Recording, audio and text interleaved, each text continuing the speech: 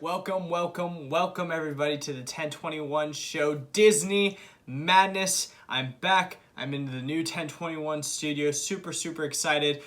This is going to be a more consistent thing. I promise you that. And I'm so excited to get this back and rolling. What is up, Disney fans all over the world? Let's get this started. All right. So this show is going to have a theme. This episode is going to have a theme, but before we do that, we have some breaking Disney news. They finally release info on when the Disneyland and Disney World rides, Rise of the Resistance, will open. So that's super exciting because people were waiting very patiently for this ride to be announced. And let me tell you guys, I'm actually going to Disneyland for the very first time, see Star Wars Galaxy's Edge. I'm so excited, but I'll get more into that story in a little bit. But we have the news. Disney World opens Rise of the Resistance on December 5th, and Disneyland opens January 17th, 2020. Now, I know some people may be upset that Disney is waiting till 2020 to launch Rise of the Resistance after saying numerous amounts of times that it will open in 2019. Just be thankful that it's opening at all. I've heard a lot that this ride just was not doing well at Disneyland, so just be thankful it's opening at all.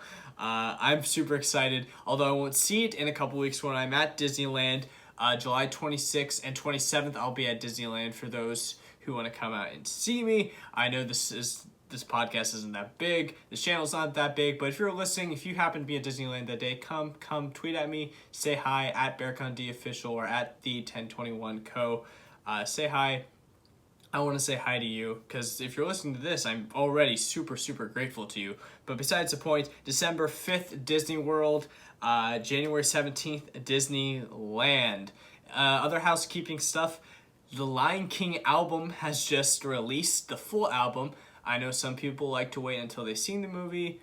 My thoughts on it is I've seen the movie actually a billion times already. It's just live action now. Songs are the same. I'm going to listen to them. So I did listen to a majority of them, and some of them are really good. Some of these actors, I'm surprised, they're super well vocalized. Well, they have, basically what I'm trying to say is everyone's pretty good, except for Seth Rogen. Singing wise, he's a good talk singer-ish.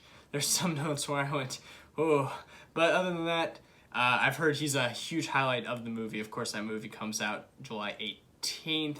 Officially July 19th, but you can see it at like July 18th starting at like 7. So coming out next week, we'll all see for ourselves. But if you haven't listened to it, listen to it. It's on Apple Music, Spotify, all that good stuff. Plus Beyonce. Come on.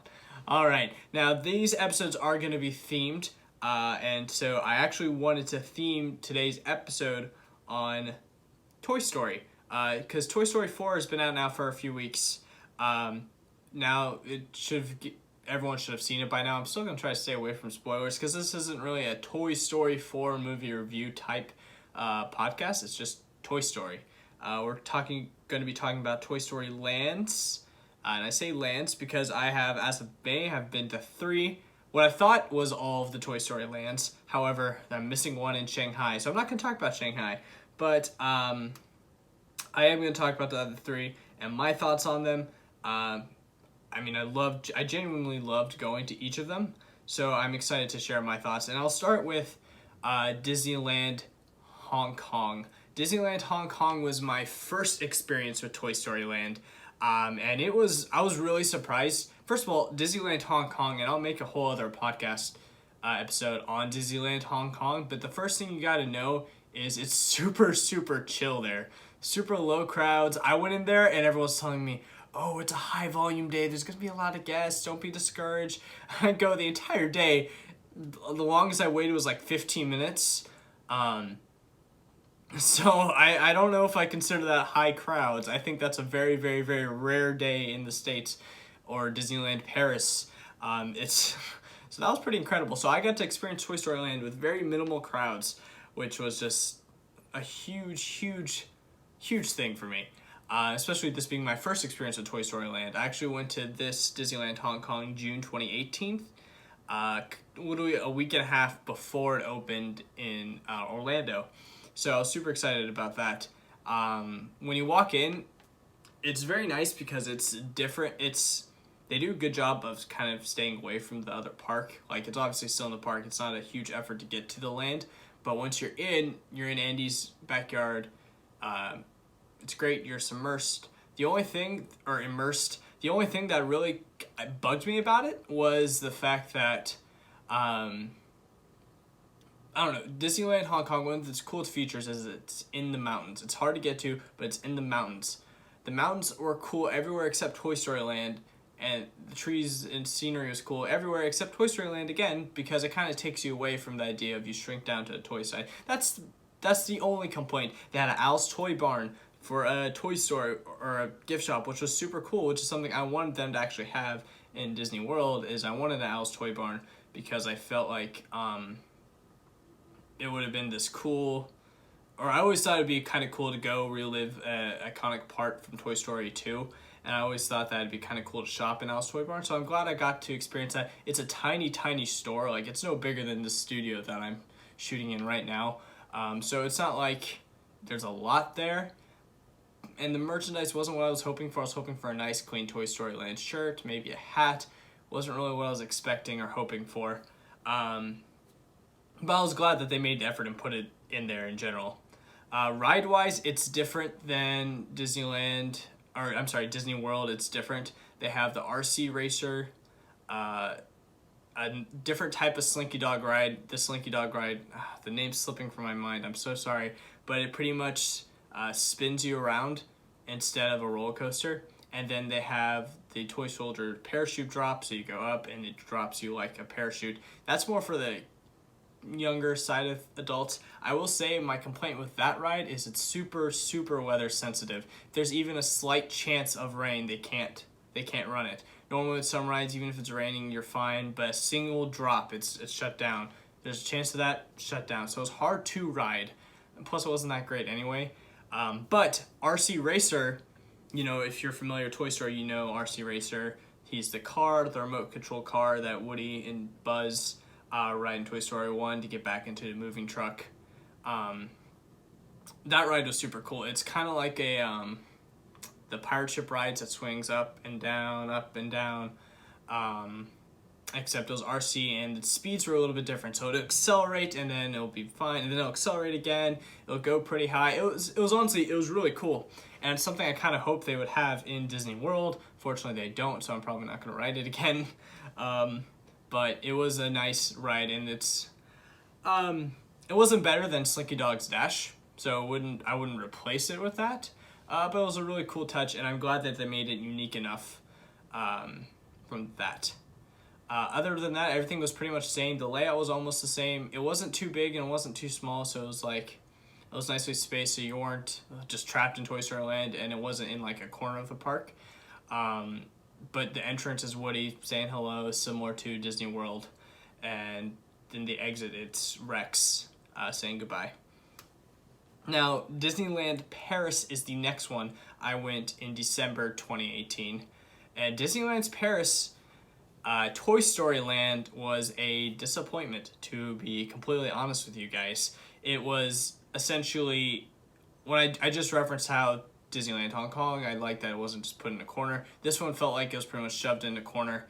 It was small, so it wasn't that big. It only had the one entrance with the Buzz, which is still cool.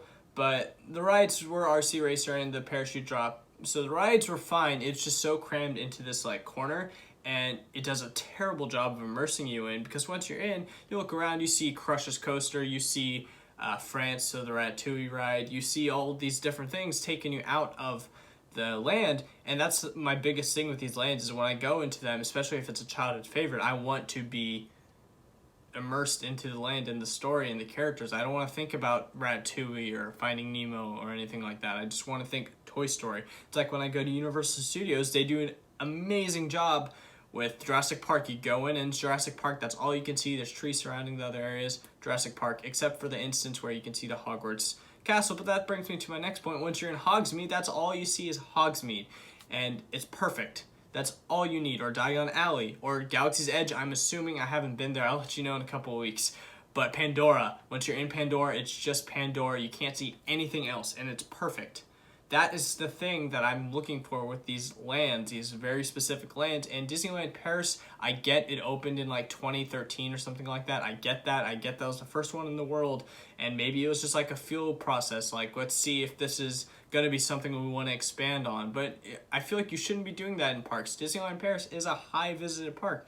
I get that it's not the most visited park in Europe. I understand that. I know Disney does not dominate Europe. In case you didn't know that, Disneyland does not dominate Europe whatsoever. It's up there, but it doesn't dominate. So I get that maybe that's a park that you want to try things out on, but don't, if you're going to do it, just, I don't know, expand a little bit. Walt Disney Studios in Paris is what it's officially in, not Disneyland Paris.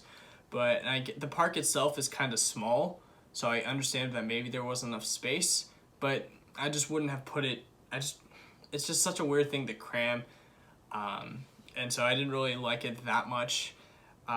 So that kind of took me out of Toy Story. So when I went to Orlando in May 2019, and I went to Walt Disney World and I went to Hollywood Studios, and we were, let's go see Toy Story Land. We haven't seen it yet. I was like, yeah, I mean, I've kind of over it at this point. I had a great experience in Hong Kong. Didn't have a great one in Paris. So the Paris kind of turned me off to seeing this new one. But, I mean, it was amazing, of course. Hollywood Studios Toy Story Land is amazing. Obviously, you still have Toy Story Mania. You have Slinky Dog's Dash, which is actually a really fun roller coaster. Thankfully, I didn't have to wait for it because the wait was outrageous, so I don't know if maybe that would take away from it. If you've waited a long time, like I'm talking, if you waited past an hour for Slinky Dog, comment down below, tweet at me, again, at Berkan Official or at the 1021Co. Tell me any way you can if you waited a while and didn't enjoy it, because I want to know if that factors in, because I was using DAS and a FastPass for it, so I rode it twice and I loved it both times, so I didn't really have to wait for it. So maybe it factors in, maybe it doesn't. But like I said, Slinky Dog's a great ride. It was fun. The Alien Swirl, spin swirl, whatever it's actually called. Oh my goodness, that is a sleeper ride. That is so underrated. I rode it because it was like a 15-minute wait, and again, we had DAS, so it wasn't like we were gonna wait much anyway. So we had DAS, we decided to do it, and then we just kind of fell in love with it. The entire group fell in love with that ride. Like I said, it's so underrated. It flings you around. You're just constantly being pushed to either side. If you don't like that, if you think it's a little rough, that's fine. But I will say, someone in my group was talking about how they don't really like the spinning rides. They don't really like that. It doesn't make them feel that great. But even they loved it. So it's not too much, but it's just enough to make you really enjoy it. So they found the sweet spot. Plus the songs are like renditions of You Got a Friend in Me, all those Toy Story themes, and I don't know, they're punky, punk rockish. They change the songs to where it's fun and it really works with you being thrown around in the car. So Toy Story Land in Hollywood Studios is an absolute plus. I think out of the three I've been to, it is the winner, just because the land's great, it's immersive, it keeps you away. They do a better job. Like I said, in Hong Kong, the outside scenery kind of distracted me from the park because size-wise it didn't line up. I didn't really believe all the size of a toy. And I know that seems silly, but then when you go to Hollywood Studios and they put up like a large fence to make it look like it's a big fence and everything like that, and so it makes you even feel like you're a small toy, and they have the prints on the ground, it matters. It really does. Small details like that do matter, which is why Hollywood Studios is the best one.